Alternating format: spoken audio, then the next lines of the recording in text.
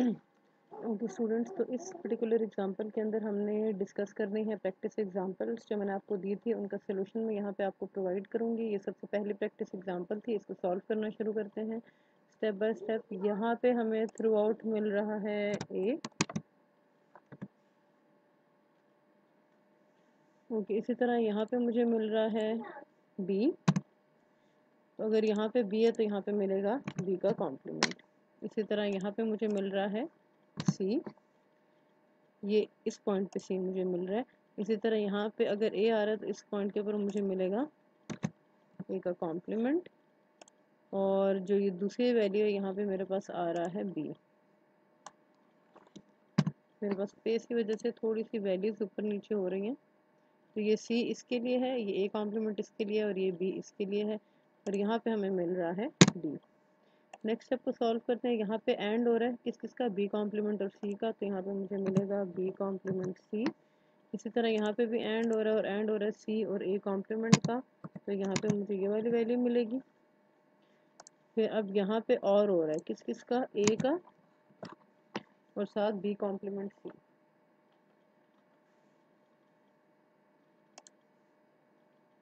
तो ये कोई एक वैल्यू इसको मैं ब्रैकेट्स में कर देती हूँ ताकि आप इसमें गड़बड़ ना करें। इसी तरह यहाँ पे मेरे पास एक्सॉर हो रहा है किसका, सी डॉट ए कॉम्प्लीमेंट, इसका एक्सॉर हो रहा है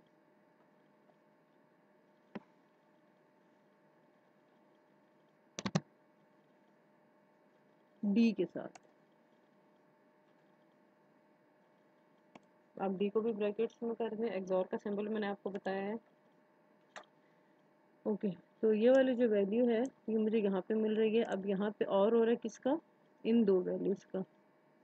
तो यहाँ पे मुझे मिलेगा सी डॉट ए कॉम्प्लीमेंट, इसको हम ब्रैकेट में कर लेते हैं।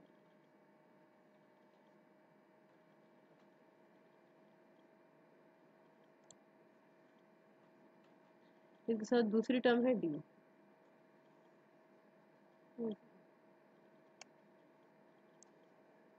और यहाँ पे फाइनली और हो रहा है किसका, इस वैल्यू का और इस वैल्यू का। तो इस वैल्यू को लेट सपोज मैं कहूँ x और इस वैल्यू को मैं कहूँ y है। यहाँ पे जैसे इनके नाम दिए हुए t3 और t4, तो यहाँ पे t3 प्लस t4 हो रहा है। फिर बाद में आप t3 और t4 की जगह पर उनकी वैल्यूज को पुट कर लें, राइट। तो ये आपकी पहली प्रैक्टिस एग्जाम्पल थी। अब दूसरी प्रैक्टिस एग्जाम्पल को देखते हैं।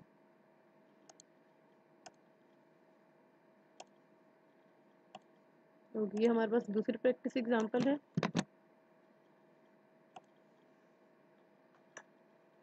इसका साइज थोड़ा बढ़ा लेते हैं।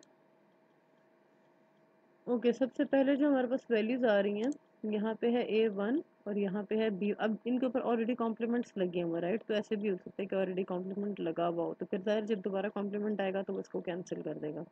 वो हम आगे चल के डिटेल में पढ़ेंगे। तो यहाँ पे है a1 और b1 का नैंड। नैंड मतलब पहले इनका एंड होगा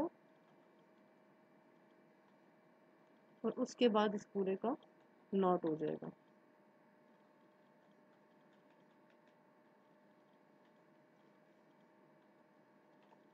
ओके, इसी तरह यहाँ पे मुझे मिल रहा है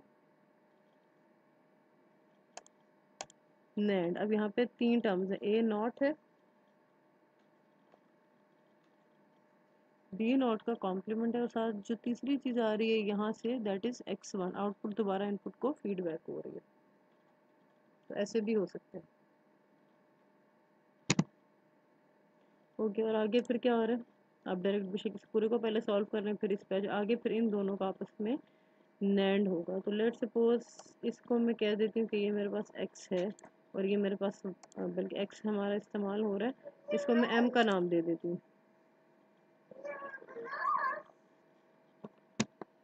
तो मैं लेट सपोज नाम दे देती हूँ कि ये मेरे पास m है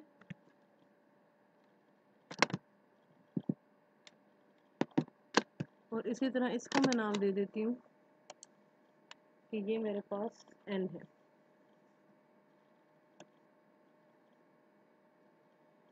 तो यहाँ पे m और n का नैंड होगा दोबारा।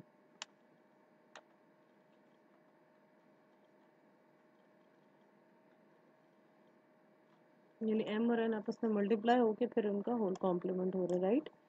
ओके, फिर इसी तरह इस एग्जांपल को देखते हैं। यहाँ पे x नॉर हो रहा है a1 और b1 का।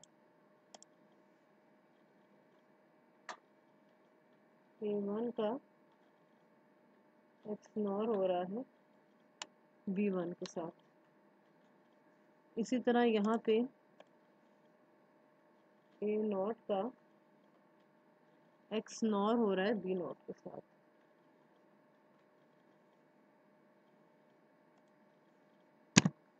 सर यहाँ पे हमारे पास x भी आएगा, ये टर्म मेरे से स्किप हो गई है।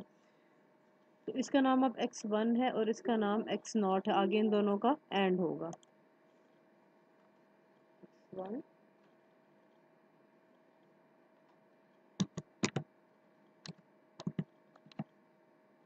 और x नॉट। इसी तरह फिर इसको देखते हैं। यहाँ पे अगेन लैंड हो रहा है, a1 का कॉम्प्लीमेंट है और b1 है। इनको मल्टीप्लाई करके इन पे हमने कॉम्प्लीमेंट लगा दिया। इसी तरह यहाँ पे मेरे पास आएगा a नॉट का कॉम्प्लीमेंट b नॉट, और तीसरी टर्म साथ आ रही है, यहाँ से घूमते घुमाते जाएं तो x1। ये तीन टर्म्स हैं, इनका नैंड था, यानी एंड तो मैंने कर दिया, अब ऊपर होल कॉम्प्लीमेंट आ जाएगा और फिर इनका आपस में भी नैंड हो रहा है, राइट। तो लेट सपोज इस पूरे को मैं कह देती हूँ कि ये मेरे पास p के इक्वल है और ये मेरे पास q के इक्वल है। आगे क्या हो रहा है, आगे p और q का नैंड हो रहा है,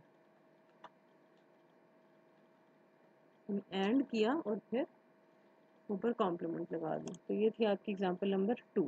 अब एग्जांपल नंबर 3 को सॉल्व करते हैं।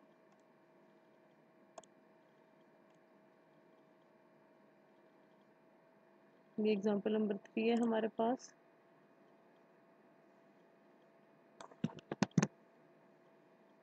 इसके लिए मैं आपको हिंट्स दूंगी, कंप्लीट आप खुद इसको सॉल्व करेंगे।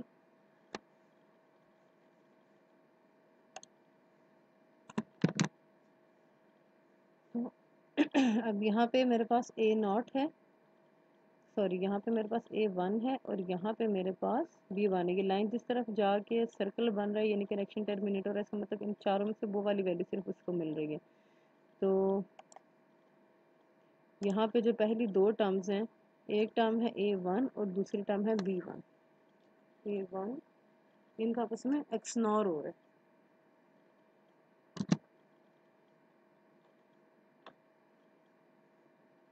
ओके, ये पहली टर्म आ गई। इसी तरह यहाँ पे क्या आ रहा है मेरे पास, यहाँ पे मेरे पास आ रहा है बी नॉट और ए नॉट का एक्स नॉट, बी नॉट का एक्स नॉट ए नॉट के साथ, और आगे इन दोनों का एंड हो रहा है। तो लेट सपोज इसको मैं कह देती हूँ m और इसको मैं कह देती हूँ n, यानी ये मैंने कर दिया m के इक्वल और ये मैंने कर दिया n के इक्वल। तो यहाँ पे मेरे पास क्या आ जाएगा, m डॉट n। ओके, फिर यहाँ पे आ जाते हैं। यहाँ पे अब क्या टर्म्स आ रही हैं, b1 और a1। यहाँ पे a1 था तो यहाँ पे a1 का कॉम्प्लीमेंट हो जाएगा। तो आगे जो नैंड हो रहा है वो हो रहा है b1 और a1 के कॉम्प्लीमेंट का। नैंड है तो एंड करके कॉम्प्लीमेंट कर दिया। इसी तरह यहाँ पे मेरे पास वैल्यू है बी नॉट और यहाँ पे मेरे पास वैल्यू आ रही है ए नॉट का कॉम्प्लीमेंट। तो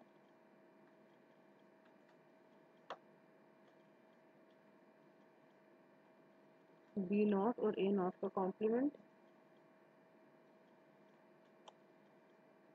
और नैंड था तो होल कॉम्प्लीमेंट आ गया। यहाँ पे तीन टर्म्स हैं, b1 बी नॉट और ए नॉट का कॉम्प्लीमेंट, b1 बी नॉट और ए नॉट का कॉम्प्लीमेंट। नैंड है तो तीनों को मल्टीप्लाई कर दिया, कॉम्प्लीमेंट आएगा। ये आ गया मेरे पास। ओके, अब यहाँ पे एक वैल्यू आ रही थी एम एन और दूसरी वैल्यू यहाँ से आ रही थी, इसका मतलब पहले हम इसको सॉल्व कर लेते हैं। इसको मैं कह देती हूँ क्यू आर और एस। तो ये आ गया क्यू, ये आ गया आर और ये आ गया एस। तो यहाँ पे क्यू आर और एस का नैंड हो रहा है।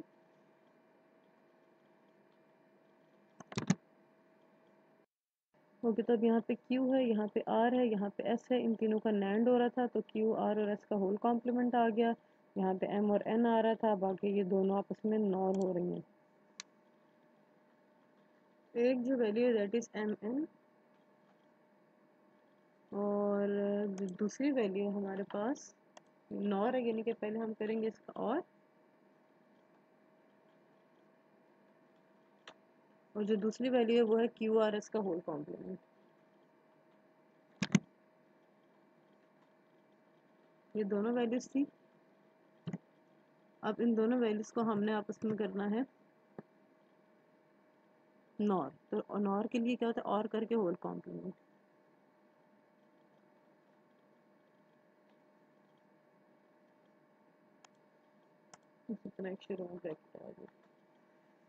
सही हो गया। ये आप लोगों की एग्जांपल नंबर 3 थी। तो ये 3 एग्जांपल्स थी जिनकी प्रैक्टिस करवानी थी मैंने आपको गिवन भी थी उसके एक्सटर्नल लेसन प्लान्स के अंदर।